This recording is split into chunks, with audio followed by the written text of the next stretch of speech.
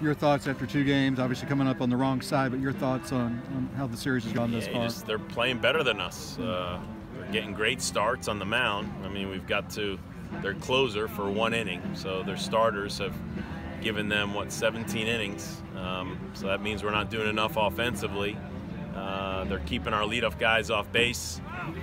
We're not getting a lot of, opportunities to score runs, and the few opportunities we've had, they made pitches. So you tip your hat to them. They're a good team, really good offense, and we've held them, low enough to win games. But obviously we got to score more if we're gonna beat them.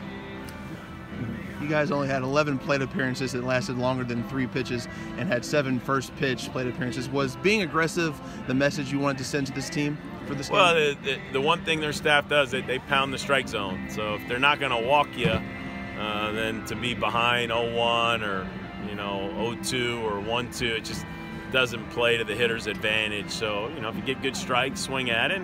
And we've had some unfortunate breaks too. We've had some line outs. I think Zeke got robbed of 2 hits today. A couple other guys hit some hard balls. So right now it's not going well for us offensively. But that's baseball. You turn the page, you come out tomorrow. We call it, make sure we're pros. You got to turn the page and come out tomorrow and be ready to play hard.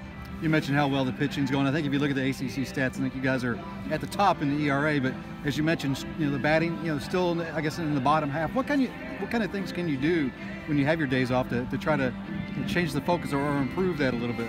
I mean, hitting is contagious. You're going to go through some great stretches. Last week was a great stretch for us offensively. You're going to go through some tough patches. Got some guys slumping right now, but you're always going to have guys slumping. It's just more noticeable, when you lose and you don't score runs. And got a couple guys on the DL. Everybody in the country's got a few guys hurt, and so when you lose, all these things kind of get magnified. And let's not press. Let's be who we are offensively. And the one thing we are is, we're an aggressive offense. It's a fun offense to play. And when you got a few runs on the board, I think we've been up 1-0 this weekend, and other than that, we've been down. So it's been definitely a challenge for our offense. While today secures a series loss, this is only your 5th ACC series loss in the 5 years in the conference. Talk about how difficult it's been to keep up with all the marquee opponents in this top-tier baseball conference at this point. Yeah, it's you just know it's great competition. I don't talk about series wins and all those. I don't know those stats that you guys seem to rip off. And Sean, I hear him on the post-game radio. I'm just about games, 30 ACC games, and I'm just excited we get one tomorrow. I just want to come out tomorrow. We're changing up. Get Bobby Miller back on the mound for a weekend start. Let's play good defense behind him.